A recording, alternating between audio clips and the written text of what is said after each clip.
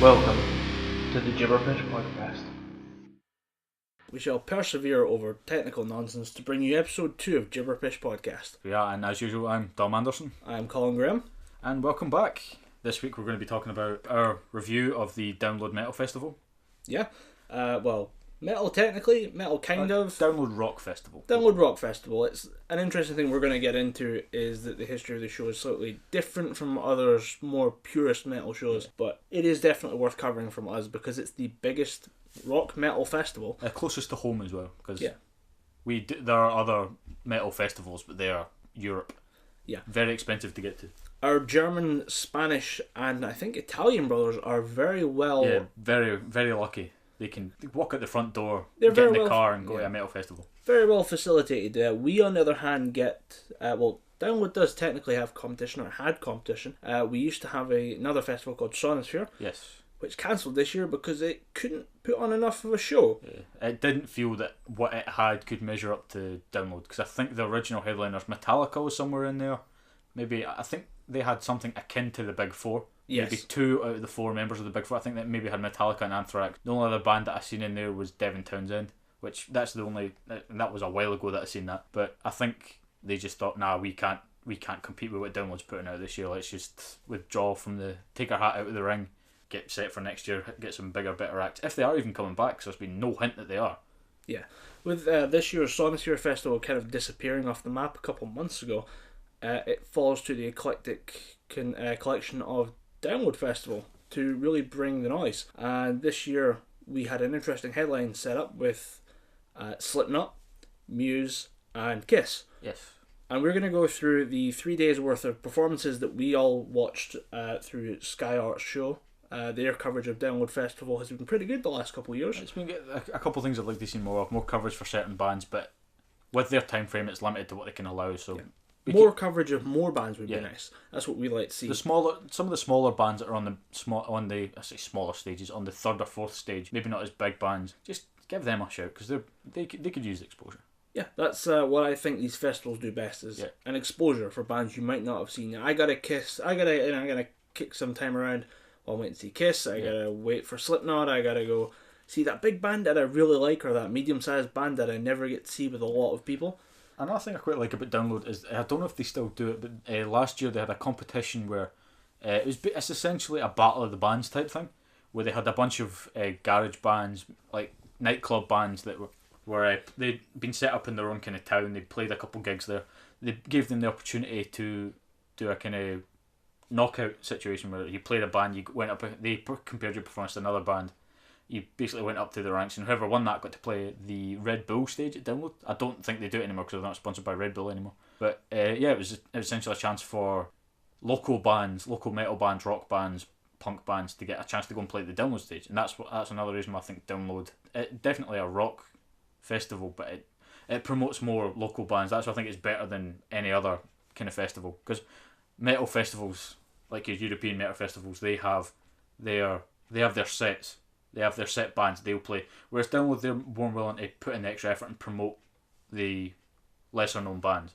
They definitely go for the wider spectrum that you can not really expect to see anywhere else, and that's why it's quite enjoyable to watch. It can be a train wreck or it can be an absolute blast of something you didn't expect. Yeah.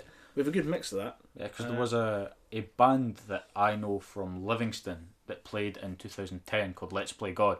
They were really good when they played at the Room at the Top in Livingston. Then when you seen them at Download, it was quite a lot of Scottish fans. Quite a few of their fans from Livingston were there getting into it, but you could tell there was a couple of people that just didn't really get it. And it was a shame for them because they'd done a really good show, but for the first 5 minutes, you could audibly see the drummer's hand shaking because it was 1,000 people in the audience compared to the 100 that they're used to playing in Livingston. It can be a make or break moment for definitely. a band. It's good to promote lesser bands, is what you can take for that. And you've experienced this live. I have not. Yes, I went to 2009 Download Festival, which was absolutely outstanding. It was my first time seeing Slipknot, and they knocked it out of the park. Corey Taylor broke down on stage. Not broke down as in he couldn't continue. He started crying because of the emotion that he was feeling, just witnessing all these people just going crazy for his band. He had to walk off stage and come back. That's why I seen Manson doing his little prima donna thing. I also debuted a fair few bands to me, like a Japanese metal band called Duru Grey, which a band I never thought I'd listen to but just it's a fun band because they have no genre. And how are they related to baby metal? Go fuck yourself. Close enough. So we have a list of bands that we sat and watched, and this is all coming from the Sky Arts footage as we mentioned. We probably missed someone that you might like. We did, however, try and watch everything we could. Some stuff we did skip. I'm not going to lie, I am not bound by the laws of journalistic integrity. I did skip some bands. I did not listen to Parkway Drive. I did not enjoy Enter Shikari. I did not... who the hell was it? I have lists here. I am not afraid to say that I missed a day to remember. I have no shame in this, my friend. I do not give a fuck. If you want to, I skipped Black Veil Brides because literally the biggest note on my page of notes is fuck Black Veil Brides. I skipped Hollywood Undead. I skipped A Day to Remember, Parkway Drive, Thunder, Blue Pills. Not all of our stuff is... We're not purist metalheads by any stretch of the imagination, but at some point we just don't enjoy things, and that's what you might pick up on in this episode is we are not looking to say it must be this, it must be this. I'm not saying I'm not a fan of Thunder, but I prefer if I'm going to listen to them, it needs to be on CD. Their live stuff's a bit iffy. If you want to dismiss our view of Download Festival, that's fine, because you can look at this instead as a view into us as metalheads and fans of the genre who have been for years. I'm 24. I've been into metal since my dad put on Linkin Park and System of a Down in the car when I was 10. Yeah, I think for me it was as a very young 5 or 6 year old. I got my first portable CD player, and I was rummaging about my house for CDs, and I found my brother's copy of... It was a Linkin Park album. Probably Hybrid Theory. It's a Limp Bizkit album. Oh, Limp Bizkit. Limp Bizkit. Probably Chocolate Starfish and Hot Dog Flavoured Water. It might have been, but I don't think that came out when I was 5. Maybe, we'll see. Yeah, but it was a Linkin Park. It was a Limp Bizkit CD, and I fired this into my CD player, and I thought, holy, this! I didn't even know this was a thing. And from a very young age, it kind of disappeared for a bit. I went from 5/6, listened to this music, it disappeared for a while, then maybe started full on listening to metal at the age of 9, maybe 10, when I found my brother's copy of Iron Man by Black Sabbath, and that went straight on the vinyl machine, the record player in my house, and I just thought, holy shit, my dad did not want me to listen to that type of music, because at that time, being a mosher had very bad clouds hanging over it. Yeah, this was at the point when Slayer fans were tearing apart Brazil, when you had riot shootings and whatever. Yeah. And metal people blamed heavy metal for a lot of things. Yeah, it had a bad image and was poorly received, but rock and roll and the heavier side of rock and roll kind of kept metal alive and brought it into the next generation. And you can say bad or good things about this genre, but new metal brought a lot of people in through the door. I mean, most of the metal fans that I know nowadays will say that Slipknot, Korn, even Limp Bizkit brought them into metal. Linkin Park, System of a Down again. Yeah, I think System of a Down are now more stoner metal, but they did have new metal. But more importantly, it's all metal. Yeah, it's all metal. And that's the thing, is we have a very broad and accepting view of the world of metal, although sometimes there are lines that get almost arbitrarily drawn by both of us at what constitutes metal and what doesn't, and it really comes down to personal opinion. So to let you into our view of the world, let's start looking through a list of bands that we took not copious notes on, but we start with the first footage coming out of the show, which was Muse. Yes, it was. Muse, headliner for Friday. Yeah. No, Saturday. We keep getting this wrong. Slipknot was Friday, Muse was Saturday. I think they got the most coverage because I don't think they've done much of a tour in a while. They hadn't had a new album in a while. They are releasing Drones just now. Yeah. And they've just finished, well, not just finished, but they took time off after a massive world tour, including a UK arena tour, and this is what sets Muse apart, is I'd probably say they are also well being held as the example of what an arena band can be in the UK. They've never not had a sellout arena tour, arena gig. They've always completely sold out. And it's because they put on a hell of a show, and they did this at Download very impressively. You wouldn't think, if it's your show, you control more of it, you set it up more, you get more input into what actually happens on almost a minute by minute basis when setting up the show. On someone else's festival, to bring a really good show takes some very big skill. Yeah. And they did this, I think. Yeah, I'm just going to preface this now. I am not a Muse fan. I will not immediately run out of the room if it's starting to play. I can tolerate them, but it's not. I'm not going to run it and buy the new album. But I know of Knights of Sidonia, it was the first song they showed on the Sky Arts highlights. That is a long song. It's 5 to 6 minutes, maybe 7 minutes. Something around that time period, yeah, something like that. Hard to keep a festival audience interested with long songs if you're going to play a 7-minute song, because most songs get elongated on a festival stage, because you'll have a 4-minute Slipknot track that all of a sudden becomes 8 minutes because they'll do the intro thing. They'll say, oh, it's this guy on drums, it's Mix 7 on guitar. They'll do crowd interaction, yeah, stuff crowd like interaction. that. They'll make it longer so the crowd can get into it, or the crowd can get a chance to shout at the band. But it's hard to keep an audience interested in the longer songs, and they did this with Knights of Sidonia. They got the crowd going because the crowd were clapping, cheering, just going absolutely ham beast for it. Yeah, I recommend Muse to people who aren't that into heavy metal but want to have some interesting music to listen to. Yeah. We actually have our podcast is a decent American following, and I wonder how many Americans are fans of Muse and or even know of Muse, because they are Britain's probably biggest band, I'd say. That's Biggest not shit band, I'd say. I'd have to agree, because it's no offence to the British music scene, but there's a lot of shite out there. Yeah, we have a just pretty bad moment recently, just not great. It's almost Korean, whereas the Korean pop groups, it's like a factory process. They take people and just churn them out and make them in one case metal singers or pop singers. They just fire them out year after year. Yeah, we've got a lot of very not good R&B in our homegrown charts right now, and Muse definitely stick defiantly against that. And they have been going for a while, because they were before the 90s. They formed early 90s, and to be going for 25 odd years is a feat for most bands nowadays, because most bands either drop off the face of the earth or just break up. Yeah, and the different generations of their music, different albums, have really different sounds. Like, you've got a lot of heavier stuff in the earlier, and there's some new stuff that's quite not EDM, kind of electronic, because there's a lot of synth style, like not quite beats, but a lot of. The last album before Drones, which is the new one coming out, apparently Drones goes back to the old school style of music for them, but the last one was very technical, as in not made by their guitarist or bassist or the drummer, because it's a 3-man band, and they didn't get too much respect for it. I didn't quite enjoy the album as much as I would do normally. Stuff that came from before Black Holes and Revelations, very good sounding.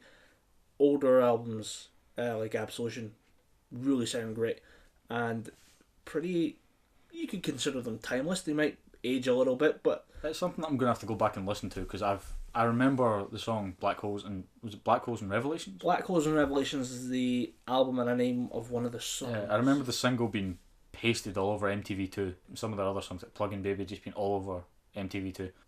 Some of the music is timeless because it doesn't age, and if it does age, it's not aged as quickly. And I think they'll age really well in the longer term view. We'll still be looking back favourably on some of their stuff in a couple of years' time. Yeah, cause it's not like they have a tried and true sound, in as much as they've seen it's happened before and it works. They tried something new, and it works. Yeah. They've tried. They could just stick with the normal guitar, drums, bass, lead, rhythm guitar, but they threw in a couple of synthesizers, or they threw in some kind of electronic digital influence, and it worked. They're not afraid to experiment, and it does do them well, and they can bring that live, which is really impressive. It works into their staying power and how popular they still are, because they're not afraid to take risks. If it doesn't work, fine, they'll jump back an album, go back to that style. But most of the stuff does work. Yeah, they have more hits than misses. Yeah, and I suppose fairly positive review of Muse. We should move on to the next performance. A slightly less positive view. Yeah. Of one Mr. Marilyn Manson. He looked bored, disinterested, and quite frankly, I don't like. I've realised people get older, but he looks just very old. I felt bad watching the performance. Yeah. I'm not a huge Marilyn Manson fan. I don't have any real connection to him, but I enjoy some of his songs. Some of his earlier stuff, his more aggressive stuff, is more interesting, strange and dark and twisted stuff. It's really fun to listen to. A best of album of his is a pretty good album. You put it on at a party and get a few people jumping. Yeah, and it's a shame to see him completely smash his own head into the ground on a live stage. Kind of the opposite of what happened to Axl Rose. Axl Rose, people were just like, yeah, go fuck yourself, you've wasted away, you're just a large excuse of a man. But with Manson, you do get the sense you were brilliant once. Why is this now the case? Yeah. Why are you now just lazily sifting through a set? Stumbling through Personal Jesus in front of 80 to whatever thousand fans and really making it look horrible. And it's not just him. I mean, maybe it's him leading a band down a bad way, but the entire band seemed kind of muted and downplaying their stuff so that Marlon can be heard. Yeah, just at the... I do agree with you. They did. It did feel when we were watching it on Sky Arts that they seem all his music, all the backtracks, the guitars, the drums, the bass, it did seem quieter to boost his vocals. You could obviously you could hear the guitars, but it did feel that somebody whoever was controlling the levels was putting the guitar down to boost his voice. It's like when you see a bus lower itself down to let someone on with a disability. You know, it's helping someone out, and it's great that they did that. But disclaimer: we are not saying that Marilyn Manson has a disability. Maybe we are. I don't know. But listen to the rest of the review first. Yeah, he seems to be just failing live on stage, and his band are trying to help him out, or whoever's in charge is trying to help him out, and he's still hitting his head on whatever. Do you want to know the most depressing part of this is? That this performance this year, marginal improvement over 2009. He came onto stage in 2009 just wrecked. He kept asking the crowd, should I keep my coat on, take it off, take my jacket on, jacket off. I said jacket off. He getting distracted. You got the sense that he was amused by himself and his shiny coat. And he came. Another thing that bugged me about Manson, he came onto stage to a Lady Gaga song. You have problems with this. I can see that being funny. Maybe that was his shtick that year. He thought he was being funny. Yeah, but he wasn't funny. He came onto stage, trashed, stumbled through a couple of songs, tried to take the lead guitarist's guitar because he was playing a solo too loud. And he was trying to get the crowd going, but just going, yeah. But no one could hear him over the guitar. And every time Manson tried to sing, he started playing louder and quicker, and that's when the guitar tried to get taken off him. Yeah. Maybe that was one of those things of we don't see all of a band when they perform, like we don't know what happens on the 8-hour bus drive from one place to another, so maybe something bad happened that day. Maybe Manson, or maybe the guitarist shat on the guy's pillow, and maybe someone was just drunk as fuck and thought they were funny. I don't know, but it was not a fun performance to watch. That band all play for Zombie now, so... Yeah, they all got stolen, which is kind of funny when you think about it. Yeah, but it was a shame to watch someone you kind of enjoyed as a younger person just fail spectacularly. It's like watching somebody that you know be the best at something. So, oh, this guy's the best at Street Fighter. Playing, and then you watch him play one day and he can barely push the buttons on the controller. You just feel so bad for him that he's lost that ability to be the best Street Fighter player or be the best musician. It's depressing to watch. Because you want Manson to... I always thought of Manson being one of those Alice Cooperish type bands. Yeah. Where you think, oh, that's Alice Cooper. He does really cool horror type metal. I wanted Manson to be, oh, he does his really kind of shock type horror songs. Listen to it, it was great. And I don't want them to go, oh, I watched some of his live stuff. The graph goes up then just tanks when you go to his live album.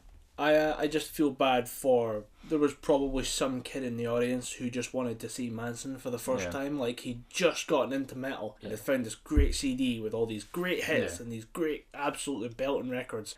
And then Manson does this. Yeah. And somebody got fucked over there royally. Yeah. So someone got bent over a goddamn barrel. So we move from a dreary, glib performance by Manson to a rather upbeat performance.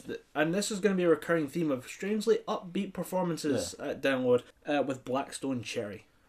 They brought a very lively energy to Download this year, especially after watching Manson just being very down low. With their song Lonely Train, they just brought the crowd back up. It was a good song. I've heard the song before, but hearing it live... Apologies, I don't know the lead singer from Blackstone Cherry's name. His vocals have gotten a lot better. He sounds better. He's one of the few bands that sound better live than on CD. Yeah, and this is a thing of we watched this all cut up and made for TV, so we don't know what order it's in, but I would really like to see these guys in the middle of the afternoon. I've seen some bands, I really enjoyed myself. I'm starting to feel a little bit tired, you know. Maybe I've had something to eat and it's sitting funny in the stomach, and then Blackstone Cherry comes on with a very good, lively, enjoyable performance. There are definitely what I've been told are food bands at Download, where if you just want to sit and have something to eat but you want to watch some music as well, there are quite a few food bands at Download. Blackstone Cherry wouldn't be one because, like I said, lively crowd, you couldn't sit and eat your chips in the middle of a Blackstone Cherry crowd. Yeah, you'd be too busy kind of enjoying yourself, jumping up and down, and just having a good time. It's a great combination of hillbilly rock and roll played on a golden Les Paul. Yeah. Interesting choice of guitar. Bit douchey, but I think they earned it. I'm okay with them walking off with it as a joke. It's fine. If we're talking about douchey, there was another band in that kind of style. I don't know their name, but they had the normal setup: frontman, lead guitarist, drummer. But their backing guitarist wasn't a normal guitar. It was a fucking pedal steel guitar. Think Ed, Edd and Eddy, what Ed Double D plays on the Cruise episode. Oh right, it's a horizontal guitar. Yeah, it's like the fretboard from a guitar without the body at the bottom, right, with little pedals at the bottom. They had one of them. I can't remember the name of the band. But it was pretty weird. Interesting. I did not see that, and I kind of wish I had. It caught my attention because I was scrolling through it trying to catch up to something or trying to get to something that I wanted to watch, and I seen that, and I seen the guy playing the pedal steel guitar, and all I could think of was 88 Fingers Edward from Ed, Edd and Eddy. Every time I see that, I think of the instrument in Kung Fu Hustle played by the two blind masters of an art form where they throw knives by playing guitar notes. Very funny. I have not seen that movie. You should see that movie, but we should continue talking about let's music. Go back to music. From this, we go to some, we were skipping through all this. We didn't watch everything. I gotta admit, I didn't watch every last shitty band that I already don't like certain bands, such as Fearless Vampire Killers. Yeah, with a name like that, who would have known they'd be that bad? Such a surprise. The name alone made me just skip straight past them, because bands with names like Fearless Vampire Killers and Black Veil Bride, they just fill me with dread. Names like I Wrestled a Bear once with no space and all lowercase. If I ever see that band, just walk in the street, I have no shame, but we'll go up to them, just pick a different name. Play better fucking music. Just fix your shit, sir. Sort your face and everything else out. Another thing I want to say to quite a few bands, ditch the makeup. Right, Kiss, they rock the makeup, that is their style, but people that walk out with just crap all over their face, unless you're a female lead singer, ditch the makeup. Unless you're wearing corpse paint as well. Corpse paint's okay, but it's people that are genuinely covering their face in makeup. It's someone playing a tween love song wearing pseudo corpse paint that kind of pisses people off. Yeah, Blood on the Dance Floor is the prime example of that. But there are a lot of these bands popping up, and you already mentioned Black Veil Bride. Spoiler, they were at Download. Spoiler, I don't like them. double spoiler, I'm okay with them.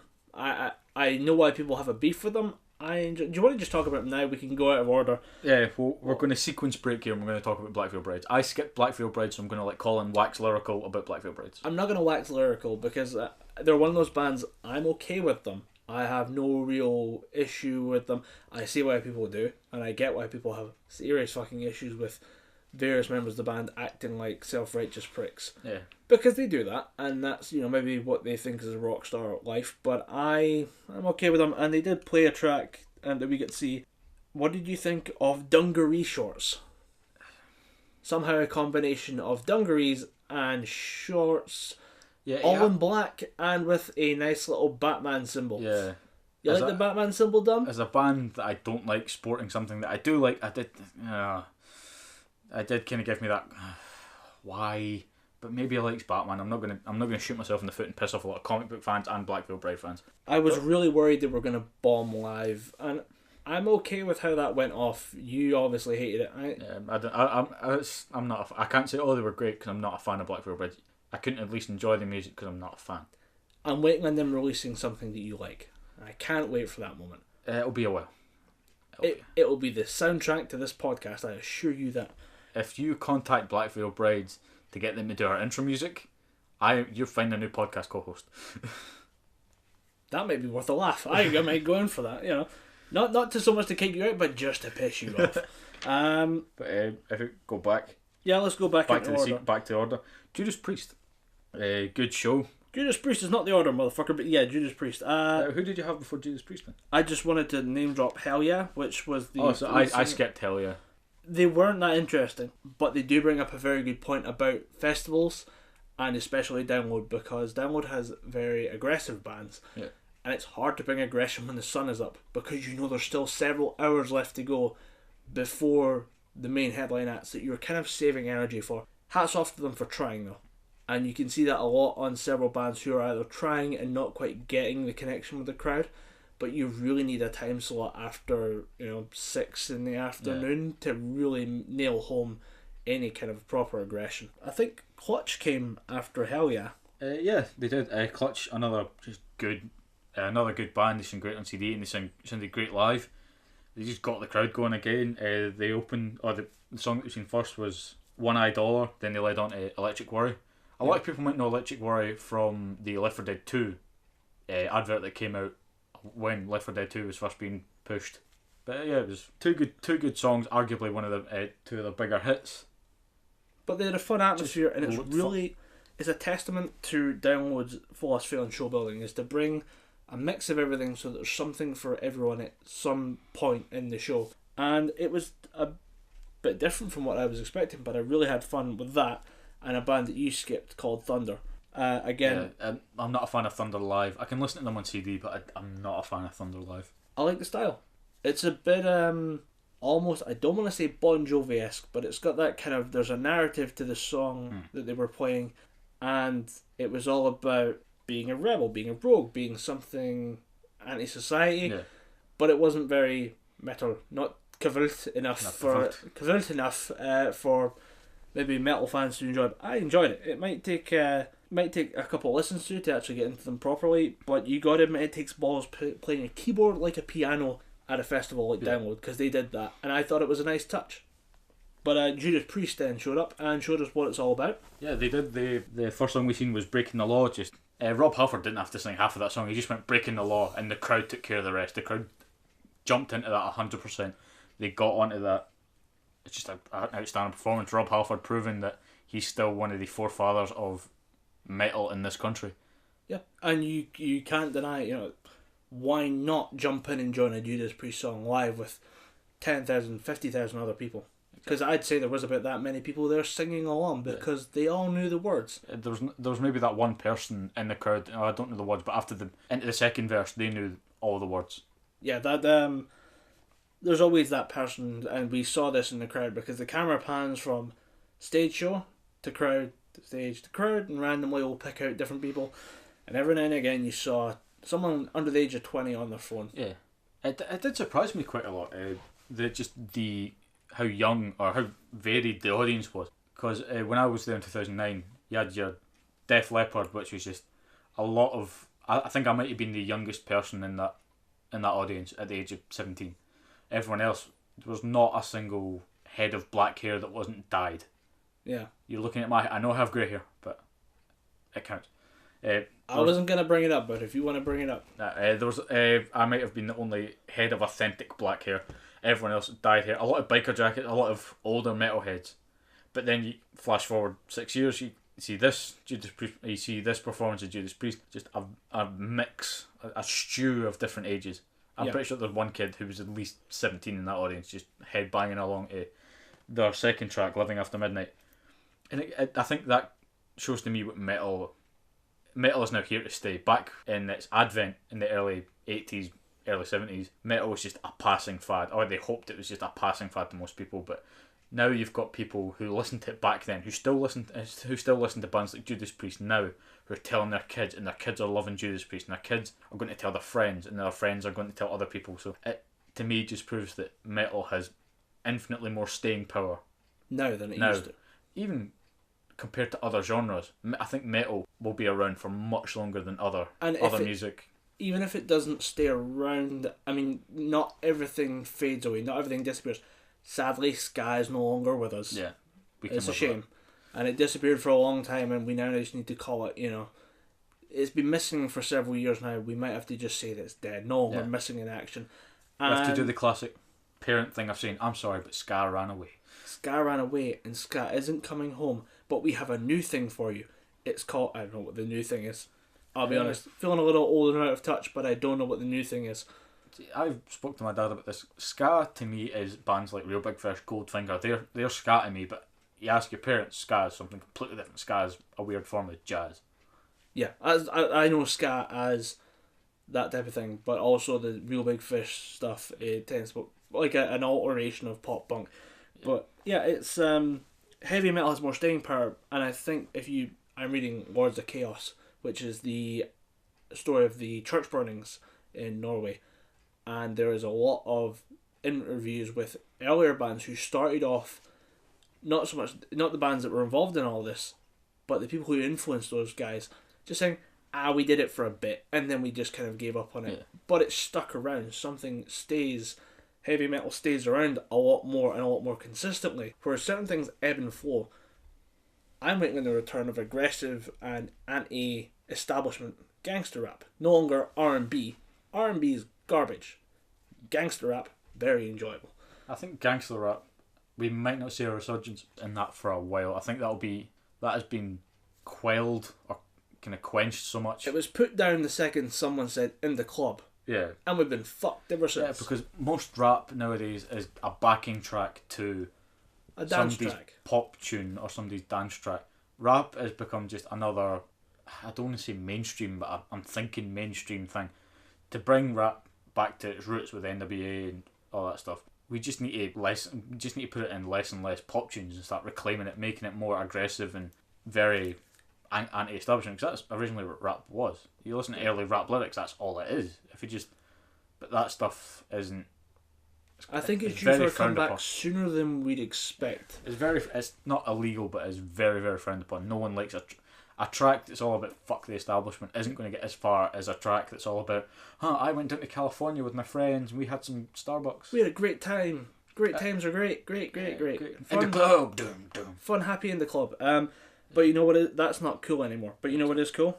Riding in on a motorbike. Yeah. With a riding crop in your mouth. Because that's what Rob Halford can pull off. And he played with Judas Priest and we totally sidetracked it just a little bit. Yeah. But see episode 1 for my explanation on tirades. Yeah. And inconsistent content. Yeah. But the one thing I will say is it feels like it was a bit damp, and a better weather would mean a better show, really. And some people can fight the weather, some people can make the weather work for them. Yeah.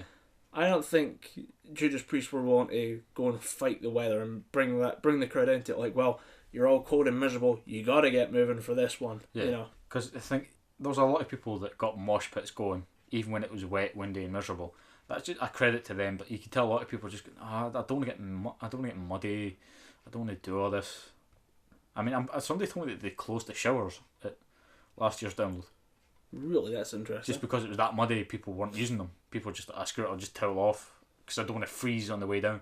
Interesting. Well, we go from a well-established heavy metal act to the strangest thing that I saw there, which was Mode Step. I like Mode Step. They played a song called Another Day, which I had heard through my brother just passing. I didn't know the song was actually Another Day. I just heard it in my brother's car. I thought, that's not too bad. But seeing them play live at Download, again, another fun party band. They got the crowd going. I was not expecting, when I heard Mode Step, I thought it was just a name of another. I thought it was just a funny name for a metal band, but no, it's a metal dubstep band. I thought it was. Mode Step sounds like the genre they're going to create. Yeah. And it was enjoyable. It was really strange to see it just happen. Download again, although know that there's going to be something a bit different, it does remind you that Download is a mix. Yeah, it's different. There's everything for everybody. It's not just metal. Although I found the footage of the pit to be quite funny. I'm a big fan of mosh pits. I like getting hit in the face. Don't know why. Might be a serious issue I need to look into. Because you don't have glasses, that's why you like getting hit in the face. That's true.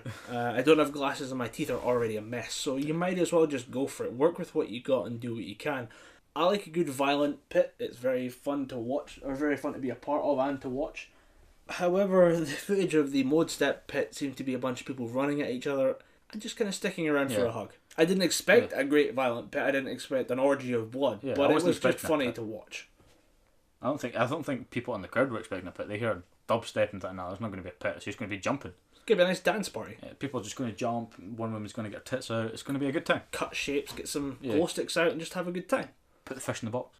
And from Mode Step, we move on to my most anticipated band of Download 2015, Slipknot. Yeah, big Slipknot fans, no surprise. And seeing them come back to headline, I think this is the, second, third time? Second time they've headlined. Second time that you've headlined. They've always been at Download, but I think this is their second time headline. Yeah, and I really, really enjoyed it. I missed seeing Slipknot live this year when they came out to Scotland. That was a Slipknot Corn That show. was the gig we really should have went to, but then looked at the price tag. Yeah. And I now regret not paying the price for it, because I'd have loved to be there. Yeah, it would have just been Corn and Slipknot in the same room would have just been amazing. I know people that went and they just said it was outstanding. Even seating, even being in the seats. My little brother thought went. it was a good show. And I missed out, and I feel like a jackass for doing it. I'm pretty sure I couldn't go because of work and just costs. But they put on the Slipknot stage show. Yeah. They really brought it, and it's a weird thing to say that there's a standardised format for this, but it's really is that the level that they brought it at, and it was really fun to hear new stuff like The Devil and I. Yeah. Then you had Duality, and then we got Sick and Kill Pop. Kill Pop. That's what we saw. And I thought it was a perfect selection because it shows you what they can do. They're going to sing their new big hit, an old big hit, then they're going to sing a kind of crowd participation song, and then they're going to let the band go nuts with Sick. Yeah. Because I love Sick. It's a really great, aggressive, heavy track. It's one that comes on when you really want to lift something heavy. If you're going out for a jog and you want to just push that extra few miles. If you want to sprint towards cars, you put on Sick. And it was great to hear The Devil and I live. I don't know how that song would play out live, but I'm really glad to see that it works. It worked. Hands down, it worked. What I like to see, what I loved seeing this year from Slipknot was just how invested the crowd got in it. People didn't, there wasn't, with most bands when they do the crowd participation thing, it takes them a bit of song to get in it. From the minute he held the mic into the crowd and got them to sing, they just hooked onto it. They were taking the bait and they got into the song. The crowd gets behind Slipknot very well down at Download and in the UK in general. They just have something that works well, and you can't beat old classics with the crowd behind you. Yeah. Even if your new classics are pretty good. I think if they played Spit It Out or Before I Forget, I think the crowd might have burst the banks, all the barriers that were around them.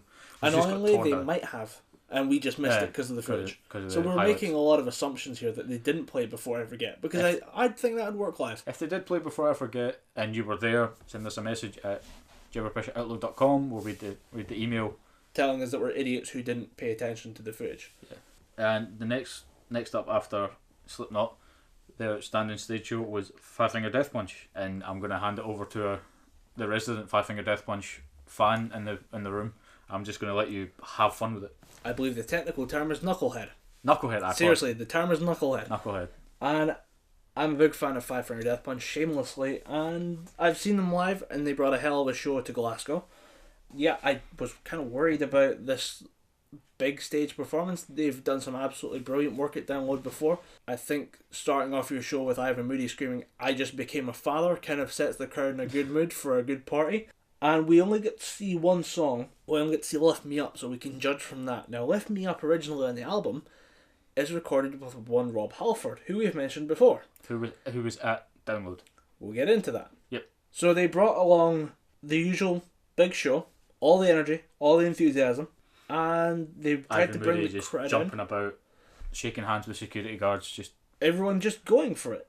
And they tried to bring in crowd participation on vocals, and it didn't quite work. You can see them holding the mic out, and you can pick it up as someone going, "Lift me up." In the background, it's not great. There was a couple of people getting in it, but the crowd as a unit one. I think the band are too loud, almost, for it to work that well. If you're going to try and bring the crowd in, drop your levels down a bit. Unfortunately, they did not play with Rob Halford, and that's the one thing I saw that lineup, and we saw the poster for this month's screen, and I thought, we're going to see it. We're going to see this live. We're going to see Rob Halford, Five Finger Death Punch, Lift Me Up for an absolutely rousing track. If you've not seen it or heard of it, go check it out on YouTube. There's a lyrics video, and it's a very easy song to get into. However, unfortunately, Rob Halford didn't show up, dashing my hopes and dreams like a kid who didn't get a pony on Christmas. But Chris Cale stepped up and done his vocal section, and it was brilliant. He'd done a really good job. Chris Cale does a very good backup vocal. No. Backup vocal. He does the backup vocals. He does the backup vocals, and he does a really good job. But when you have Rob Halford in the same festival, it kind of borderlines on blasphemy to not use him for that song you recorded But together. there's been people were expecting, when Korn were playing in 2009, Limp Bizkit were there as well. People were expecting an All in the Family. That'd have been fucked up, but really fun. That would have been awesome, but Fred Durst was nah. But yeah, it's a shame we don't see more collaboration like All in the Family live with Limp Bizkit and Korn at the same time. Maybe stuff's happened off stage, but we don't know. It would have been cool. I mean, there's a lot of preparation and a lot of setup that goes into these gigs because people have their individual sets. On the bigger stages, they have the individual sets. Limp Bizkit had the set theirs up, Korn has the set theirs up. They're still really, both of them separately were really good shows, but I still would have liked them coming together and doing one of their biggest songs. Yeah, if you want to give fan service, the best way to do it is to play that one track you can't play anywhere else. If you've got the pieces, put it together and give the show that the fans really, really want to see and kind of deserve. After that, I think we skipped a few bands. After that was Lacuna Coil. I wasn't expecting it. I wasn't expecting to see it in the highlights. I've not been keeping. The last album of theirs I listened to was Dark Tranquility. Something Tranquility. Yes, that is a song I have heard of. I like I said, I haven't kept track of Lacuna Coil. I've just been listening to their older stuff. They played a song called Nothing Stands in Our Way. Christina Sabia sounding and looking as good as ever. Just getting the crowd going, getting invested. It was a pleasant surprise. I enjoyed it. It's great, powerful female vocals, and I enjoy that. To me, that's the benchmark. I mean, with Elisa from Arch Enemy, she has the best growling.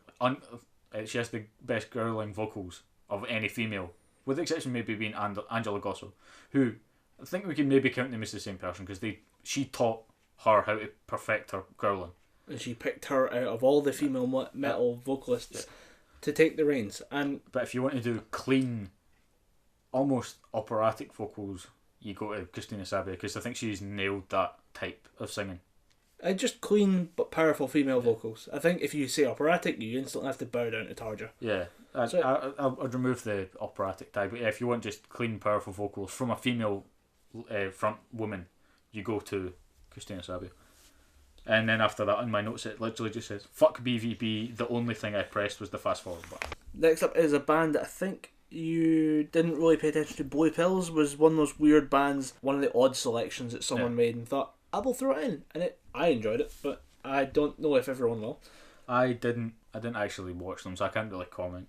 Then we get to probably our biggest set of notes that both of us have. No surprise really on this one is that we've really enjoyed Kiss. Yeah, Kiss was just outstanding. I can't believe you can put on a show that good. I don't think, have they done anything else live recently? I imagine they've done a couple warm-up shows. I don't know if they've done anything recently, but what we've seen at Download, that is their standard. They might have, I think they brought more because this was Download. Yeah. This is one of the few chances they're going to get to play this bigger crowd in this area.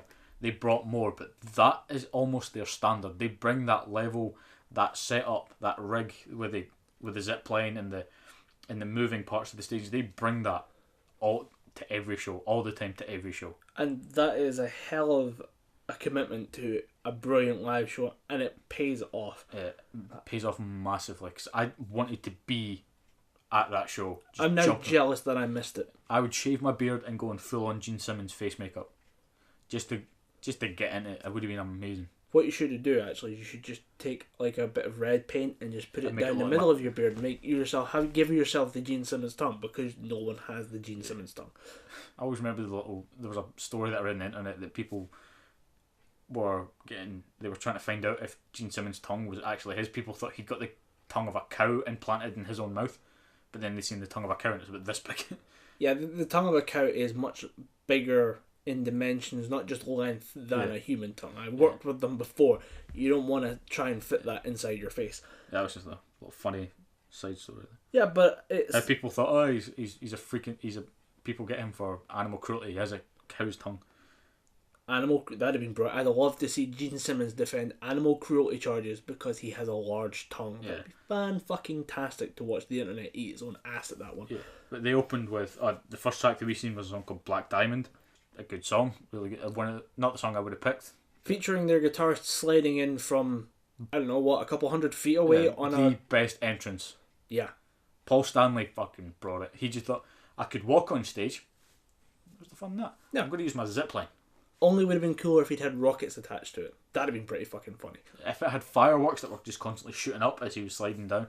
I was just thinking, like, to project him forward, just screaming along on a rocket to land on stage. That'd be pretty damn Just Kiss. doing his wail. Just Yeah, and it really does prove that, you know, who doesn't enjoy rock and roll? Good old school rock and roll. One more track from a great band, and who doesn't enjoy a minute-long explosion festival to remind you that it's motherfucking Kiss? Yeah. Absolutely fantastic ending of Gene Simmons and Paul out on those cranes while people are smashing up guitars. The drummer's about 30 feet in the air. Yeah. And just fireworks going off for a good solid minute and a half, 2 minutes long at least. And we also got the promise from Paul Stanley himself saying, we will go until one of us dies. Kiss are never going to stop. If they physically can keep being Kiss, they're not going to stop. Because they during the interview, they basically said, the interviewer, the host of the highlights, said, are you ever going to do a Motley Crue and just stop? And they went, nah, if we can physically get up in the morning, we can put on our gear and we can go and play a show, we will continue to play a show. And that gives me a lot of hope. I'm really looking forward to it. Because after this, I hadn't paid much attention to Kiss before, but now that I've seen them live, I'll probably go and buy a couple of their albums. I have heard that the albums are very mixed. There's a lot of good shows that they put on because they pick the best tracks that they have. Yeah. There's a lot of not good tracks. Yeah, every band's got a few shite tracks. From what I hear, it might be that there's a few shit albums worth, but if you can find the fun in it, I reckon this might be a band you can go for and enjoy. So who doesn't like old school rock and roll? It's good fun. Who says old school rock and roll is boring? Yeah, punk punk died because it didn't have that. Pop punk died a death. Not a lot of it they shoot it down with. So happy for it. No hardcore either. Not a lot of hardcore. Not that we see. Yeah, not that There there might might have have been some more. Looking at the list, it seemed like there were some bands on there that had really a bit of a hardcore influence, but we managed to miss seeing any horrible pop punk or hardcore bands. Yeah. Again, this is a view into us as metalheads in that we don't enjoy this type of music. Yeah, personally more into the death metal, but hardcore does have a few okay tracks, but a majority it's just, most people assume that metal is just noise. It isn't. It's very technical. It's the heavier vocals that people just dismiss as noise. Hardcore to me is what normal people assume metal is. Hardcore to me is just people who can't really play music. They can play chords, but they can't string it together to make it sound like decent tracks. They just play down a semi beat down to some guys' very, very harsh vocals over the top of it. That to me is what hardcore is. It might not be your cup of tea either. It might be. From the exact opposite of hardcore, we go to the Lounge Kittens. The Lounge Kittens are my what the fuck band of Download 2015. They're the people's pick of, I don't understand what's going on here. Can you explain it again, please? I think you hit the nail on the head when you said that one of the band members, her husband is in a band, and she went, I can do that, and her husband went, yeah, honey, you go and do your little Lounge Kittens thing. It's not going to be anything. He probably came back from a few gigs, and she's now touring Download. Oh shit, that I made that happen. This seems to me like it's something that shouldn't work, but it now does. And it's very fun. It seems like somebody had an idea, and they said, how about we do 3 female vocalists, one of whom's on piano. There may be other instruments. I haven't checked them out because I watched this and then we sat down to record. I kind of want to look into this. They did a cover of Andrew WK's Party Hard, and it was a cappella. Yeah. Synthesized keyboard as well. I thought it was funny. I listened to it thinking, originally, why? Like, who needs this? Then my mind went way back to an artist by the name of Richard Cheese, I think his name might be. Idea. He done an album of heavy metal songs sung in a crooner Frank Sinatra style. So if you watch Dawn of the Dead 2005 and you hear this guy, come on and get up, get the Down with the Sickness. Sickness. Yeah, that one. That is that guy. And it just made me think of that, and I thought, that was pretty funny. Also, that must be what these guys are going for. So I thought it was pretty funny. An extension of fun in the metal community is nothing to really, you can't really ignore it. Yeah, fun is not a bad thing in metal. We're not as serious. I mean, one of the funnest metal bands, Ailstorm, not a technically brilliant band, but it's just a hell of a lot of fun to go to one of their shows, dress up like a pirate, run about in the mosh pit shouting "Yar!" It's why I've been to see them twice. The only band I've seen so far twice, and definitely worth it. I skipped over a lot of bands after the Lounge Kittens because they cut into a strange pattern of we'll show some really big sequences of bands doing live performance, and then it cuts down to like little half songs from different bands you might not have heard of before. I think the only complete song we got after that was Billy Idol with Rebel Yell. Well, in the first part, there's another part in this as well. Yeah, there's 2 different episodes and of highlights. It's because it's roughly about 4 hours of coverage. Yeah. But yeah, we got Lamb of God as well, who are a big band in our age group. Yeah. A lot of people seem to really connect with them. I don't like it. It was a lot of people's intro to heavier music. Yeah, stuff like Redneck, kind of fun, but watching the live footage, I didn't enjoy his vocal delivery. Yeah, Laid to Rest is one of my personal favourite Lamb of God songs, and he didn't do it any justice. And I feel bad saying that because it's his song. He wrote it, it's his song. Like, there's been no change in any of the members of Lamb of God, it's his song, but at the same time, I feel that the one that we got in the album and the one that he's singing, it feels like 2 different people. Yeah. I just didn't. As being one of my favourite Lamb of God songs, I felt like he did not do it any justice. I don't enjoy the band and I enjoyed that track less. I enjoyed all the instrumentation around it, but the vocal delivery just kind of bit it down and just didn't make it enjoyable for me to listen to. And it happened, kind of similar stuff happened again with... we go from disappointment to disappointment here with... Max Cavalera's Cavalera Conspiracy. That album... Is the album just called Cavalera Conspiracy, or is it called Sanctuary? I can't remember, and I feel really bad about it, but it's... I think Cavalera is a big influence on both of us due to Sepultura being fantastic. So even Soulfly, I think I got into him when he was in Soulfly. You like Soulfly more than I do. Yeah, then it went. Did it go Soulfly Sepultura or Sepultura Soulfly? Sepultura Soulfly. Yeah. Sepultura have been around since the 80s. Think I listened to Soulfly first through my brother because I think he was still with Soulfly at a time. Yeah. Then when they got to Bullet the Blue Sky, those kind of tracks, they'd switched to, is it Derek Green? I don't know. Yeah. Well, they switched to the new lead singer. And then I went back and listened to Sepultura, and I quite enjoyed that. It's in all his other little side projects like Probot. He was heavily involved in Probot, and even till now, Killer Be Killed, he's still a huge influence. Killer Be Killed is a fantastic absolutely band. Fantastic. Another album that if you just want to put your headphones on and run or lift, you will instantly lift. Find yourself doubling your weightlifting. Yeah. It's quite impressive. You find yourself like Zoidberg and Futurama just going, more fucking weight! Yeah, and it does make me worry though. I've never seen Cavalera live, and I'm really worried that that's his live performance. It's something I need to ask my brother about because he's been to see Cavalera. I don't think he's seen Sepultura live. I think he's definitely seen Soulfly live. Yeah, it's going to be something I'll have to ask him about because I don't want that to be the standard of Max Cavalera.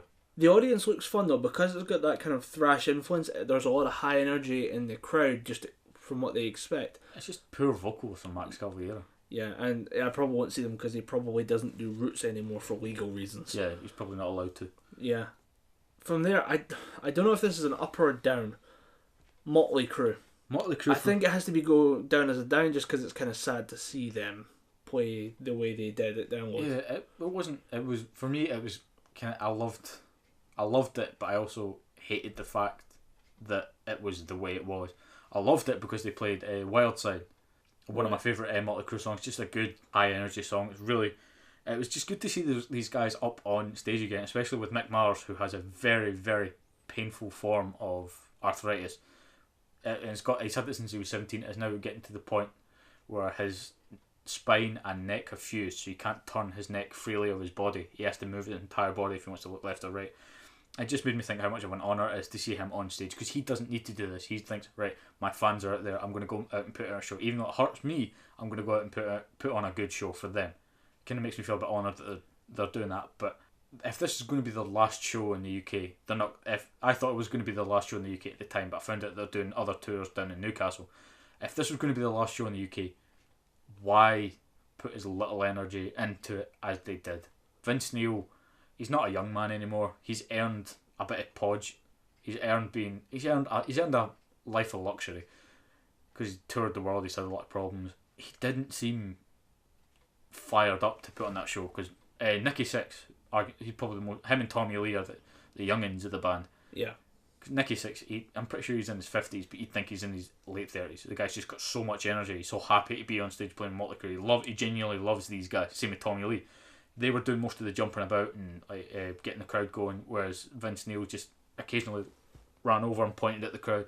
Mick Mars, he can't really do much walking about. I think we'll give him a pass due to severely crippling disability. And the fact the guy is just he's absolutely outstanding guitarist. You can't fault Mick Mars for his ability. He's really, really good. And I think it was the front man. If the front man isn't leading the charge, it kind of falls flat a little bit. He did try to, but I think I don't know. I couldn't really say for sure what was wrong with Vince Neil that day. Maybe he just had an off day, or maybe he thought he was giving it 110%. Might have been something to do with the sound mixing. I don't know. It could have been something as simple as it was the middle of the day. Yeah, maybe he was just getting those midday blues. Maybe he had something bad to eat for lunch. And it was a bit of a shame to see them when you have Kiss tearing the roof off the damn universe. Yeah, Kiss just blowing the fucking lid off of things. Yeah, and then just cut to Motley Crue not having the same energy. It's a shame, but it was. But I think it wasn't that bad. We're shitting on it a lot, but it wasn't good. It was good to see one more show. I think when they do their final UK tour, because they're doing a UK and Ireland tour, where they just wrap it up, right? Which is just end of the year, because they were doing Newcastle, Manchester, I think they might be doing Aberdeen. I'm not sure, but if it's in Scotland, I will be going. If they do Glasgow, I'd go. Not Aberdeen though. I think if they do that, I think they'll just empty the tank. Just wait till it goes click, because they'll get I think a lot of people were only at Download. There's always at least 20% of the people that are there that are only there to see the band that's on after them. So I think with Motley Crue, them being their show and their own and the venue that they've booked, they'll just get a chance to empty the tank, just play a blinding set to all these people that are waiting for something else. Yeah.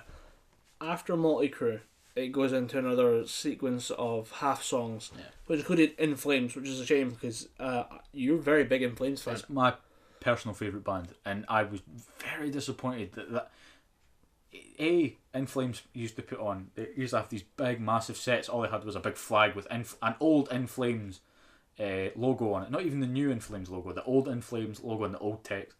And the entire stage just looked blank. And they played a song off their new album, which isn't even one of the best. It's one of the better songs in the album, but not the best song in that album. And they cut it off right towards the end. Maybe it would have been good in the half song that we missed because we only got half the song. Yeah. And it was a shame to not see them get a proper slot because you praise this band. Yeah, I'm my favourite band of all time. Daybreak to Dusk, you know. Yeah.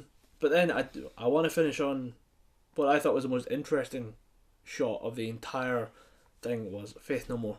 Yeah, they stark contrast to the rest of the Download setup. Everything was black, metal, goat skulls and blood and just nasty demonic symbols. Then you come to Faith No More and it's a wedding. There's flowers everywhere. Everyone's dressed in white. There's a white, and we're saying the whole thing is white. The entire stage, the backdrop is white. Every amp is covered in a white shroud. The microphones were white. Except for the kind of like a police car radio that you had, a little clicker one you had for an alternate vocal setup. Yeah, it had a little megaphone. You had a megaphone as well. You had a chrome mic, and then we had like an arrangement of flowers from covering the entire thing. I imagine someone said, "I have a really funny idea." Yeah, let's do it. And it panned out. It was great because Mike Patton is very anti-establishment. Yeah, to go anti-establishment against the anti-establishment, pretty friggin' funny. That's closing the loop. Yeah, it's an inception and it works. Yeah, the first song that we seen was epic, and what else could they open with? It's one of the biggest songs, but it also leads me to think that how many people in that crowd were just there. Oh, that was epic. We're gonna go grab some food before the last band kicks off. Yeah, it was really interesting to see another song, Superhero, from the new album. I enjoyed it. That was a good song. Yeah, really good song. I will pick up the album at some point. But I did realise something about Mike Patton's vocals. He can't do the high-pitched, varying tones that he did in the original Epic music video. Which is good. Voice is mature. His voice still sounds really good. Also, it's the the contrast between studio performance and live performance.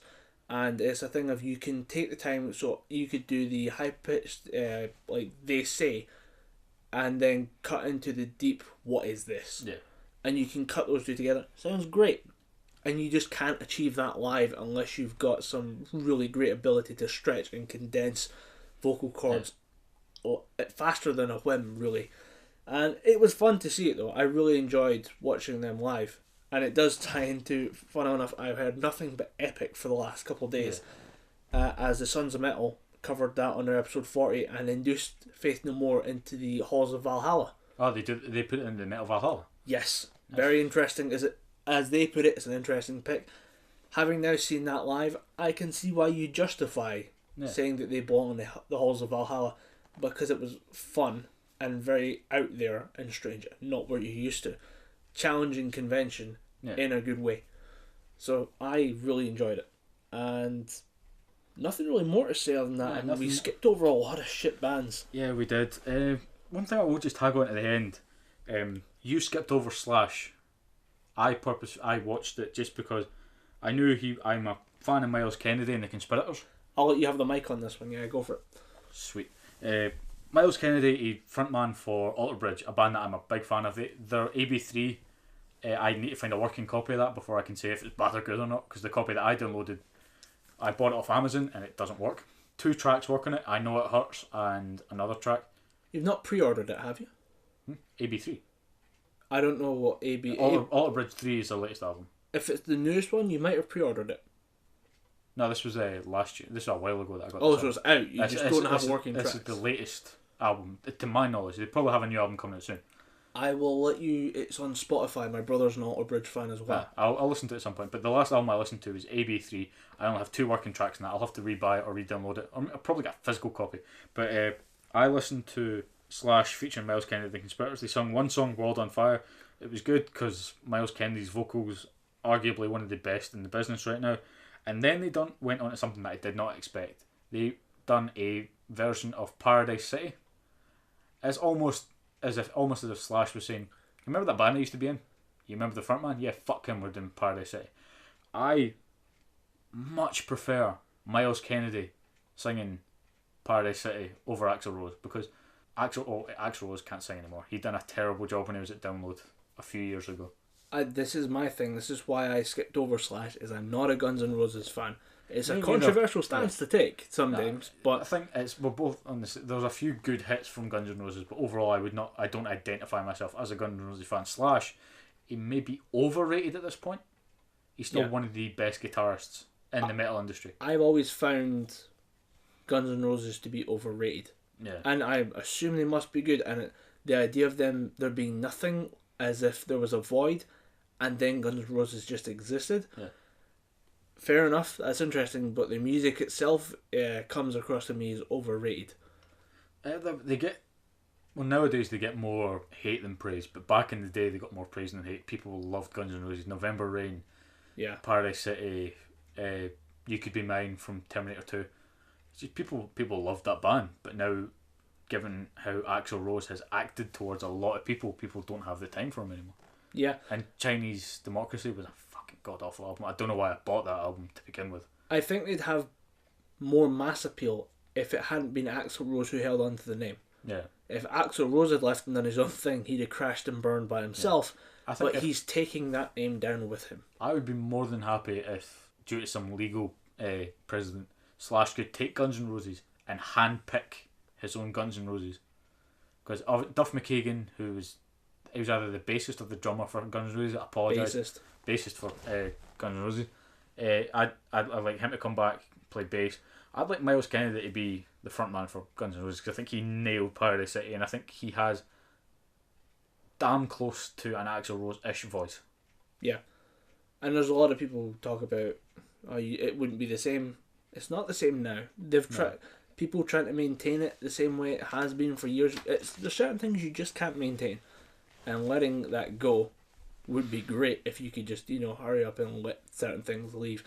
Although not letting certain things leave is kind of Download special. If you look at it, every couple of years there's a set lineup that is old school bands coming back for one more go at it, and sometimes it leads them to do new stuff, like AC/DC headlined a couple years ago. And Def Leppard, I haven't really done much, but someone told me they're bringing a new album out. No, Black Sabbath, sorry. They headlined 2011, and they came out with 13, which are a bloody amazing album. Yeah, it's it can be a revitalising shot in certain bands, or it's the Viking funeral for certain bands. It can be an adrenaline shot, or it can be a euthanizing shot. And it's good and bad in its own way, and it's always an interesting festival, and we always enjoy it, and I look forward to seeing it next year when it comes out, and I also look forward to reading internet comments saying, oh, this is the worst lineup ever and I'm never going to go back, and there's nothing you will make that will make me come back to this awful nothing show. can force me to come back to it. I can't believe the shit band's on third stage. And, you know. I've noticed that Download kind of goes in dips and waves. For me it goes 2009, 2010, 2011 kind of measuring up a bit. Then I don't think they've done anything special for 2012. Then it was shot back up for 2015. So it kind of goes good, alright, pish, good. It goes in waves. Yeah. So we'll get a pish year one year, then we'll get an amazing year next year, then we'll get an alright year the following. And it's all part of their philosophy of let's just put on what we think is an interesting, if eclectic show, and a grouping of bands who we can get and throw together. Because we'll always have that one year where Lethal Bizzle was at Download. I now have something to watch on YouTube. If you'll excuse me for pausing the podcast right now, I'm going to go watch Lethal Bizzle at Download. But yeah, if we're done with Download, I wanted to catch your opinion on something in metal. Okay. Yeah? People holding their phones up in the damn crowd to try and record the moment. I will stay quiet on this because I don't like recording during gigs unless it's a band like Devin Townsend, because I will sit and record, because no one really pits at Devin Townsend gigs. I'm talking like high energy thrash metal shows. Oh no, go fuck yourself. Yeah. People that, if you're going to see I'm talking metal gigs. If you're going to see Killer Be Killed, a very fast, very in your face band, and you're sitting with your phone going, oh they're playing Curb Crusher. Yeah. I've recorded it. I'm just going to bob in the pit. No, right. If one thing I've started doing now, I fucking kicked myself for not doing last time. I've started wearing contacts to go to metal shows, because at Arch Enemy that pit looked fun. Arch Enemy Creator Pit was very fun. And Colin is sitting pitting. I'm just sitting out at the side going, fucking glasses, I can't go in there, I don't want them to break. Hanging out, my face kicked in, it was great. Yeah. And then you're sitting out at the side like a little girl. I was standing. Actually, that's unfair to little girls, because there were some little girls in the pit as well. Yeah, very, very, very little pit girls. Yeah. Very, very funny because they just kick the shit out of everyone. Yeah, a lot of there was, now that you've said that, I do realise there were a few like not young girls, but people probably about 20, just very small girls. Diminutive females, not little girls. Not young females. We're technically correct and PC. Tiny. We finally did it. Height-wise. No, I don't want to be PC. Quick, say something offensive. Tiny bitches. Tiny bitches. Yeah. Well, there were a lot of smaller people in that crowd. But in that same gig, there was this one guy with a selfie stick. First of all, selfie stick, go fuck yourself. Yeah. Recording gig footage and just standing in where the middle of the pit was, because the pit always forms at the centre in front of the stage. It is, as someone who has a loose understanding of photography and cinematography, that's exactly where I'd want to be to set up a camera. Yeah. But at the same time, go fuck yourself. Yeah. We're having a pit here. We're having fun. We're not trying to record it for YouTube hits later. There are some people that do that almost professionally. They'll just go, right, I've got a channel, I'll record part of it. If it's not a lively band, sure, record to your heart's content. Take as much photos as you want. I'm more of the philosophy, if it's a live gig, step out of the pit, I'll take a couple photos, because it was Alyssa Whiteglows. I was going to take a couple photos of her. Yeah. She's a very attractive woman. I was just going to try and get a couple snapshots of her, the band, a couple other things, but then I would never openly go, right, crap, I'm getting too much light here, I'm going to record them when I'm standing right in the middle of the pit. I am 6 foot. You're a couple inches shorter than that. I'm like 5'6", 5'8" or something. I'm not that tall. I find myself not dwarfed, but I find myself just at the wrong height sometimes. And especially in the heavier gigs, because it draws a physically heavier crowd in a strange way. And it seems quite annoying that we have like rows of 20-somethings, and I'm a 20-something myself, but people just giving up the chance to experience the gig for what it is, Yeah. to record it, to watch it later. If you didn't buy a ticket to show up, you really... I don't know that many people who go and watch YouTube videos of their favourite bands performing, or bands they're interested in. For me, you just go. Yeah. And if it's a crap night, you have a funny story to tell. If it's a crap night, jump in the pit and make it funny. If it's a good night, you have a great night.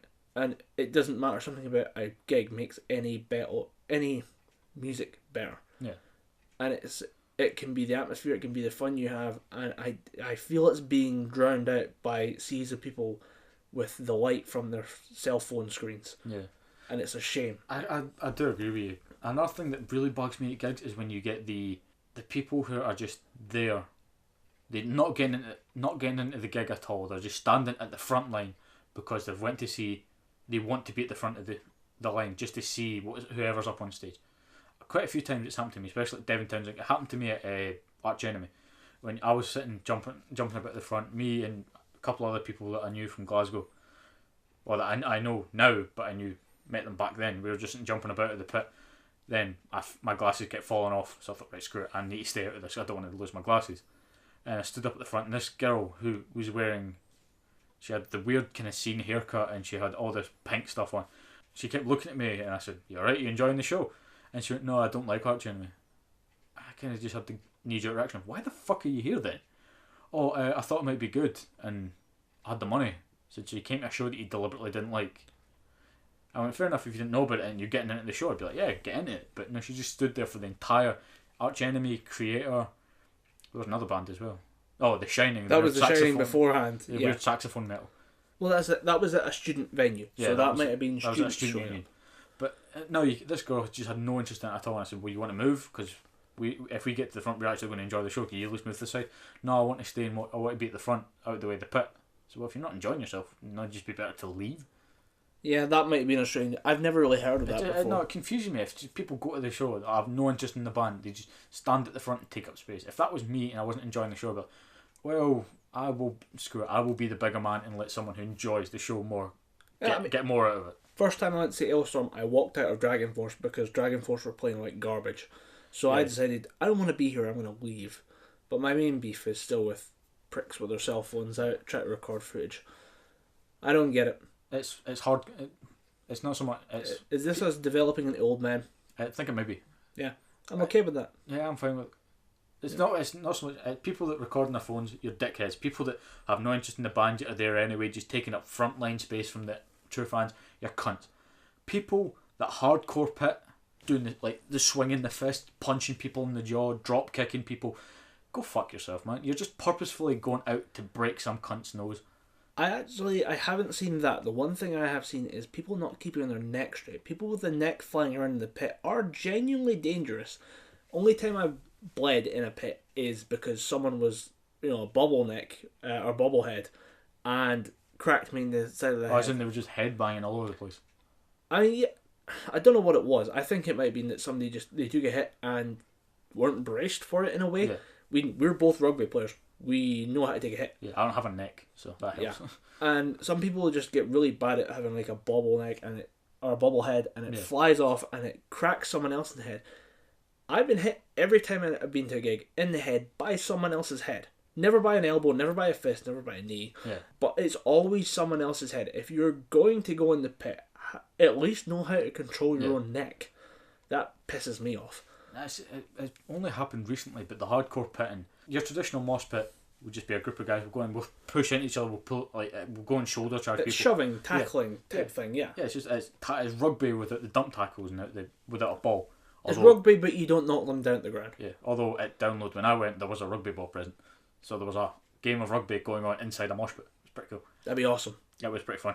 But if you're a hardcore kid and you go to a metal gig, just pit like the rest of them. Don't go in and start swinging punches, because at traditional metal gigs there's going to be big dudes and your little hardcore mates are going to shit their pants if some metalhead with long ass hair and a biker jacket is going to come over and knock you out just because you thought it'd be funny to drop kick him. Yeah, if you throw a punch at someone in a metal gig, someone is probably going to throw a punch back. Yeah, it won't be the guy that you punched. it will be his mate or someone random from the crowd, because Scotland has a very good metal community. We're very fraternal. Yeah, I've been knocked down a couple of times in pits and been picked up instantly. Like, I don't even get a chance to pick myself up. I'm just hoisted. I got told because it's safety. Yeah, I've been knocked down. I mean, at 2009 download, when Devil Driver, they have the Guinness World Record for the world's largest circle pit. I didn't have my glasses on at the time. I gave them Lindsay, my brother's wife, my sister-in-law. I said, right, I don't want to lose these, take my glasses. So I was just running a bit in the pit and I couldn't see what I was doing. And there was a guy in front of me in a housecoat. And I missed a step, hit his housecoat, and I face planted. And all of a sudden the pit stopped. And I get hoisted up. I'm like, oh, fuck, thanks. I wasn't expecting that. Then I run around and one very small boy got pung into the centre. And he was trying to find a way back in. And there was a guy in front of me who pushed me back and said, let the wee man in. We're very... There's a sense of camaraderie and a bit of fraternity, because we're all just having fun, but as soon as someone's in danger of getting trampled, we need to help that person. I think it's because we don't get a lot of shows. If you look at our lineup every year, there's a lot of bands come up here, but they come up for one or two shows. They hit Glasgow, maybe go further north to Dundee, Aberdeen, something like that. Glasgow, Aberdeen are the two big cities for it. Yeah, fuck Edinburgh. Occasionally we could do it because Skindred on the 22nd of August are coming to Edinburgh. I might go, it depends on cash. I probably won't go because cash is light because I'm a student. Skindred, they do occasionally tour in Edinburgh, but that's just mainly because Edinburgh is a very expensive place to book out. They're not used to that many metal shows. Yeah. And I think it's because we don't get that many metal shows that we want to make the most of all of them. And nobody's going to have a good time when the show has to stop because one guy got literally the shit kicked out of him. I mean, ambulances have to be called, security has to shut down places, and we want to make the most of it, so we try and help everyone out to have the best time possible. My oldest brother, Grant, he was at Slipknot when they were touring with Machine Head. They just brought out All Hope Is Gone. Yep. Grant, he couldn't take the heat. He was at the very front of the stage and it was roasting. I think it was the Barrowlands, a very hot, very clammy, very poorly air-conditioned venue. And everyone was just slamming, like hitting him in the back. His back was getting sore and he just kept getting pushed against it. And Lindsay, who was standing next to him, just seen him go white and he just fell to the deck. And all of a sudden, Grant's getting crowd surfed over. Lindsay's freaking out, going, what the hell's happened? And they realise, oh right, they're taking Grant out of the equation because he might get trampled on. Yeah. We take care of ourselves. And it might extend to the wider metal community. I haven't been to a gig in another country yet. Want to? Well, it was when I was in England for Download it happened, and I've heard of people who were in gigs in America. They don't do it as much in America. I might be wrong, but from the experience that I've been told about, my friend Steph, she went to a gig in America, and she got pushed down, and no one helped her back up. Even though it was a girl that they knocked down, she's... Right. That'd be alien to push anyone down and not have it. Maybe that was a bad gig. It depends. We don't know enough, but we'd be very interested to hear if that's a thing just for the UK, or if there's a bigger metal community out there that supports one another at a gig. That's our feedback question for this week. To spark more interest, send us using the email address gibberpish@outlook.com or the Twitter @gibberpish. Yep, we finally got our Twitter set up. I've been using the hell out of it. That explains the Wayne's World post. Send us your metal experiences under the hashtag. Now don't hashtag it, just send it to us. I want a hashtag, dang it. Alright, you hashtag it. Nah, don't hashtag it. Just send us your favourite metal experiences via Twitter or email, and hashtag Dom's a diva. There we go. How about that for a hashtag? I want a hashtag. I'm getting used to Twitter, fuck you. Twitter is a very fun place to have a conversation. No, put a hashtag in it. You want to hashtag Gibberpish, or just if you just want to put in, this is my favourite metal moment is this. We'll bring it in. The next show we'll say, we got this from. We'll bring it in. We'll close the loop. We'll bring in your feedback next week. Yeah, as always, the feedback lines remain open through both the Gibberpish @outlook.com and our Twitter, which is just @Gibberpish. Yeah. Funnily enough, you don't have to fight for your own kind of interesting name when your name is Gibberpish. Yeah. Nobody really claimed that one. Yeah. Not a widely used name. Very, very easy to get a hold of the social network contact for that. But yeah, I think we should wrap out the show now because we're sitting about an hour 20 minutes. Well, I have some. Unless you got anything else. I have some other news to talk about, but it's mainly. It was just if we ran out of stuff ran out of demo stuff to talk about. We can cover it quickly if you want. No, let's go. Let's open it up a bit. Well, first and foremost, I finally seen the full Suicide Squad trailer on YouTube, and I got more of the story. They haven't revealed why Suicide Squad has been brought in, but they have been brought in. I think it might be to stop the Joker because it looks like he's just found a. It looks like him and his goons are breaking into some form of lab. Right. It looks to me like he's found something he hasn't, and Amanda Waller is trying to explain to an army official, maybe a general, an army officer, that we can't risk any of our own men. Why don't we use supervillains? Army general comes back with, we can't control supervillains. The too unethical. Yeah. Too unethical. Yeah, that's why we use them. We have deniability. We just say, yeah, they'd done their own thing. They died out in the field. We have nothing to do with them. We have deniability, and then it leads on to almost like in a suit up montage for some people because it shows you Harley Quinn in her cell just doing weird acrobatics.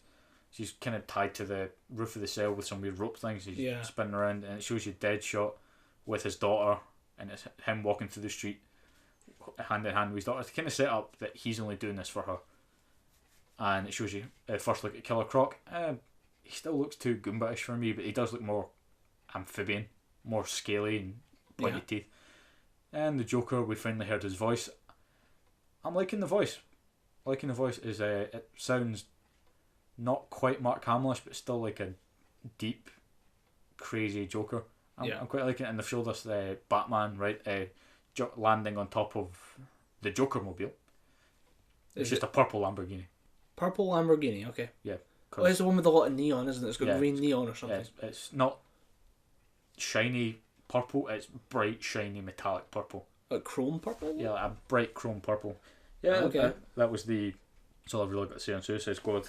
Showed you some of the characters, some of the new characters, some of the characters we haven't seen, newer characters, and some more of the older characters, which I'm happy with. I just want the movie to hurry up and come out because it's one thing Warner Brothers don't really do. They'll give us teaser trailers and little snippets of information, but they put the release dates way later because I think we're getting Suicide Squad before Batman vs Superman. Yes, as far as I'm aware. Which to me, who's playing Batman in Suicide Squad? Ben Affleck. Oh, they're tying them both together. Yeah, because I thought they would. They're trying to catch up to Marvel at this point. You're playing catch up with Usain Bolt. Yeah. And you are currently in the hospital being treated for a broken leg, by the sounds of it. You've got to wait 6 months till your leg heals, then you might be able to catch up to Usain Bolt, but he's going to lap you once. He's going to lap the world a couple times in that amount of time. Yeah. It's playing catch up to Marvel, like you said. It's trying to lap the Flash. Yeah. Or Quicksilver, since it's Marvel, will stay with the continuities. That leads me nicely into my next point. X-Men Days of Apocalypse. They announced Apocalypse. They gave us his look. He looks like Ivan Ooze from the Power Rangers movie. That's the image I keep seeing. That was my initial thought. But then I looked into the picture, because I used my eyes.